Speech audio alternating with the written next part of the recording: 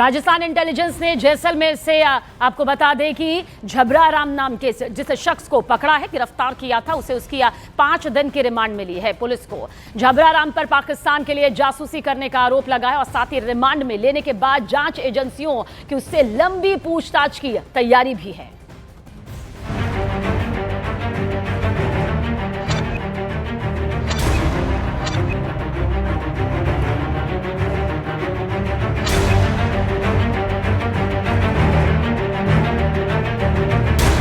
Social media बना जासूसी का जरिया।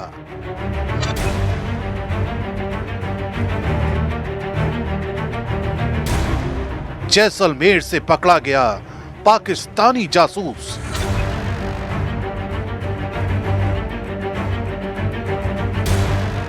आईएसआई ने फैलाया हनी ट्रैप और पैसों का जाल।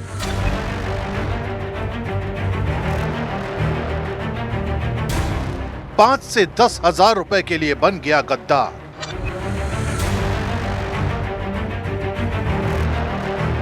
अदालत में पेशी के लिए पहुंचे इस शख्स का नाम है झबरा राम। झबरा राम पर कुछ हजार रुपयों के लिए देश से गद्दारी करने का आरोप लगा है। राजस्थान इंटेलिजेंस ने झबरा राम को जैसलमेर से पकड़ा क्योंकि तकनीकी जांच में सामने आया कि झबरा राम सोशल मीडिया के जरिए लगातार पाकिस्तान के संपर्क में था और आईएसआई के हैंडलर्स से बातचीत कर रहा था। आरोप है कि झबरा राम पहले हनी ट्रैप के जाल में फंसा और फिर उसने 5 से 10,000 रुपए में भारत की अहम जानकारी आईएसआई को बेचनी शुरू कर दी। केसेस की वही एक पाकिस्तानी जो जासूस है उनकी मोडस ऑपरेंडी वाला काम ही इसमें किया है। हनी ट्रैप और पैसे से रिलेटेड चीजें दोनों ही इस केस में शामिल हैं। जांच एजेंसियों का कहना है कि पोकरण के सांकड़ा का रहने वाला झबरा राम 19 महीने से आईएसआई के जाल में फंसा हुआ था। लालच में आकर वो इंडियन आर्मी की गुप्त सूचनाएं शेयर कर रहा था।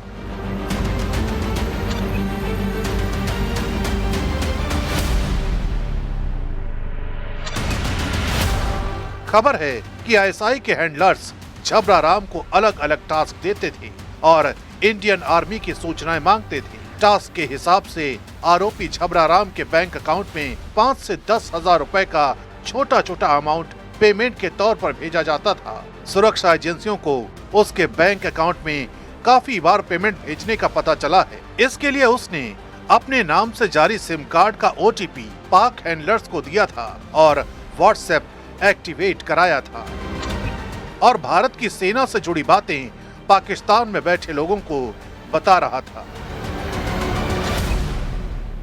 पाकिस्तान के जो एजेंट्स हैं वो किस तरह से इंडियंस को अपना एजेंट बनाकर काम करा रहे हैं, इसी सीक्वेंस में इस पूरे सिनेरियो को, इस अपराध को देखा जाना चाहिए।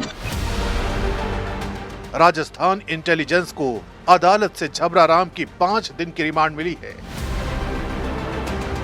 उम्मीद की जा रही है कि इस दौरान जो पूछताछ होगी उसमें झबरा राम पाकिस्तान की कई कारस्तानियों से पर्दा उठाएगा।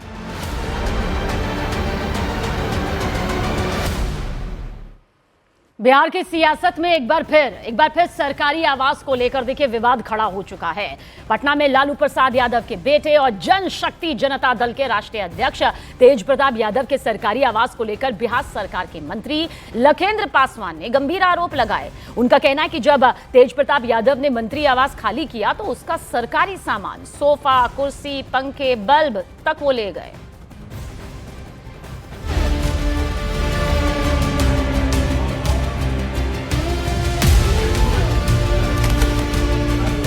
खंडहर टाइप का है आवास, कहीं कुछ है नहीं, छत वगैरह डैमेज है, पूरी तरह से डैमेज आवास है।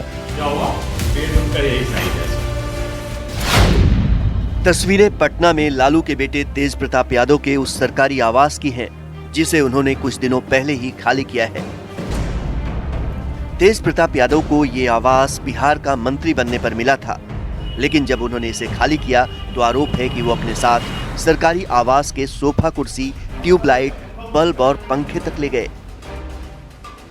ये आवास बिहार के अनुसूचित जाति एवं अनुसूचित जनजाति कल्याण मंत्री लखेंद्र पासवान को आवंटित हुआ है। जब उन्होंने यहाँ पर शिफ्ट होने से पहले मंत्री आवास का निरीक्षण किया तो सरकारी आवास की हालत देखकर वो हैरान रह गए।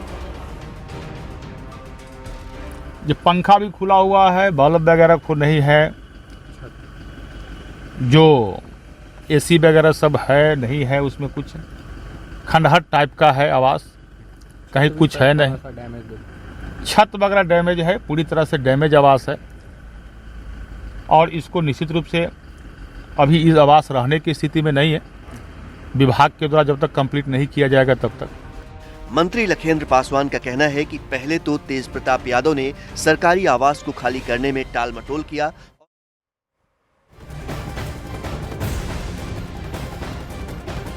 नोएडा में कार सवारों के महिलाओं को अश्लील इशारा करने का मामला, जिसमें पुलिस ने 2 आरोपियों को धर दबोचा है। अब ये कानून की गिरफ्त में है। नोएडा के परथला पुल से गुजरते वक्त दरअसल महिलाओं पर अश्लील इशारे करते हुए वीडियो सोशल मीडिया पर जमकर वायरल हुआ, जिसके बाद पुलिस हरकत में आई और मामले में 2 आरोपियों को आखिरकार गिरफ्तार कर लिया गया।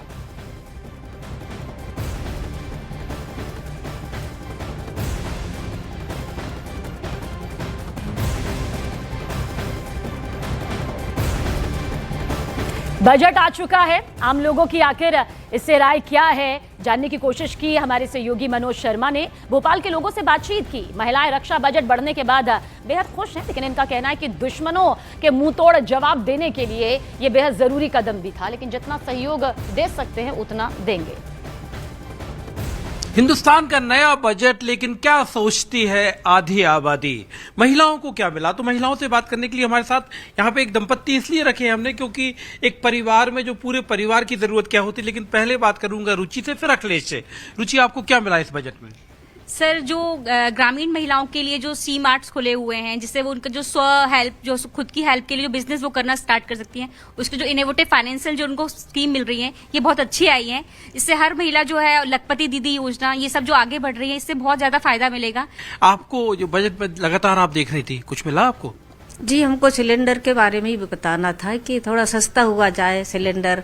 नॉर्मल लोगों को दिक्कत आती है, सबको ही दिक्कत आती है, सिलेंडर कम हुआ जाए, थोड़ा सस्ता हुआ जाए। तो आपको रसोई गैस सस्ती चाह रही हो? सब सस्ता चाह रहे हैं। रसोई में तो सब चीज सस्ती होना चाहिए, अच्छी होना चाहिए। मैं ये कहना चाहती हूँ कि जो इनकम टैक्स पे करते हैं उनके लिए थोड़ा सा छूट दी जाए। जैसे वो डबल मार पड़ती है उन पे, जीएसटी भी, हर चीज पे जीएसटी भी पे कर रहे हैं और इनकम टैक्स तो दे ही रहे हैं। तो ऐसा कुछ प्रावधान बनाया जाए कि जो इनकम टैक्स पे ही हैं उनको कुछ मतलब फायदा मिले इसका, कि भाई जीएसटी में या कहीं जैसे कहीं जाना है ट्रेन से या फ्लाइट से तो उसमें कुछ छूट दी जाए। तो ऐसा कुछ इनकम टैक्स पे को फ्लाइट में मतलब कहीं और छूट मिले, थोड़ा बड़ा दूर की सोच रख रहे हैं।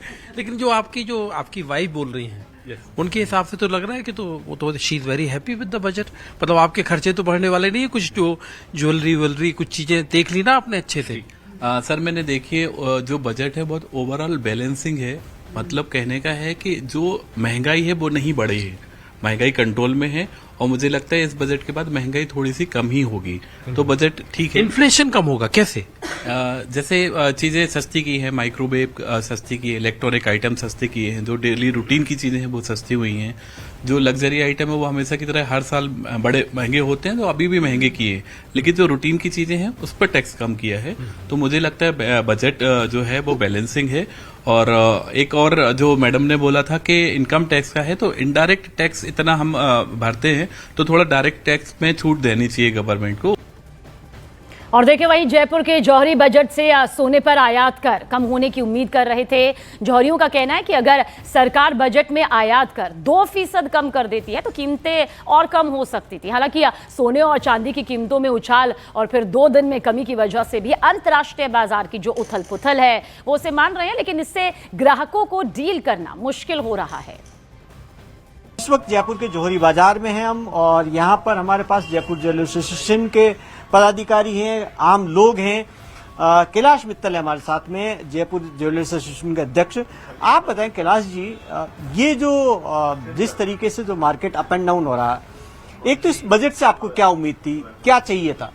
देखो, सबसे पहले उम्मीद थी बजट से, जिस हिसाब से सोने चांदी में भी लगातार तेजी आई है, सोना चांदी 200% तेज हो गया। सोना चांदी एक साल के अंदर में 150%, 200%। तो सरकार की रेवेन्यू में तो कमी हुई नहीं, ड्यूटी के हिसाब से काफी अच्छी ड्यूटी बढ़ गई। तो हमने सरकार से कहा था कि अब की इस बार है ना कस्टम ड्यूटी जो 2% कर दी जाए, जो 6% है, तो आम उपभोक्ता को उसका लाभ मिल सके, सरकार की रेवेन्यू में कोई कमी नहीं हो पाएगी।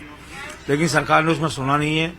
हमने सोचा था हमने 2% ड्यूटी मांगी है तो सरकार 4% तो कर ही देगी, लेकिन सरकार ने कस्टम ड्यूटी गोल्ड सिल्वर पे कोई कम नहीं करी, आम उपभोक्ता को राहत नहीं मिली। इसलिए सोने चांदी के अंदर भाव में कोई इफेक्ट नहीं आया। इससे सारे उपभोक्ता और हम व्यापारियों को निराशा है।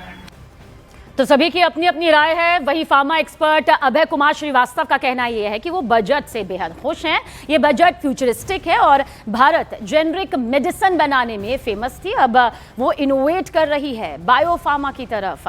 वित्त मंत्री ने 10,000 करोड़ रुपए फार्मा शक्ति के नाम पर दिया है। उसे एक इकोसिस्टम तैयार होगा मजबूती के साथ। सर, सबसे पहले एक शब्द में आप डिफाइन करें इस बजट को। आप खुश हैं, क्या है, किस तरह से?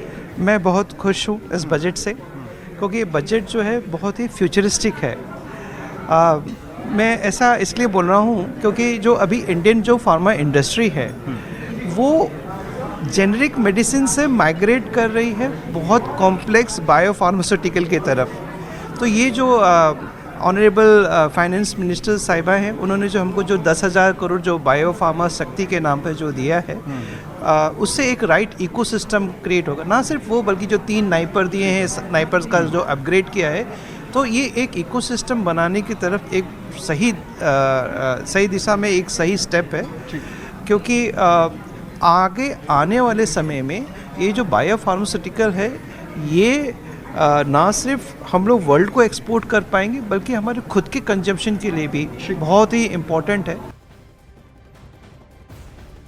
और देखिए, सीधे तौर पर सरकार का ये कहना है कि ये बजट हर वर्ग को ध्यान में रखकर बनाया गया है। ये विकसित भारत का वो बजट है जो देश की रफ्तार को उस मुकाम तक पहुंचाएगा जिसे आज हर भारतीय यहां पर देखता है। हालांकि इनकम टैक्स में कोई बदलाव नहीं है, लेकिन ऐसे बहुत से क्षेत्र हैं जैसे रक्षा बजट को लेकर जो उम्मीदें थी वो यकीनन सामने आया है।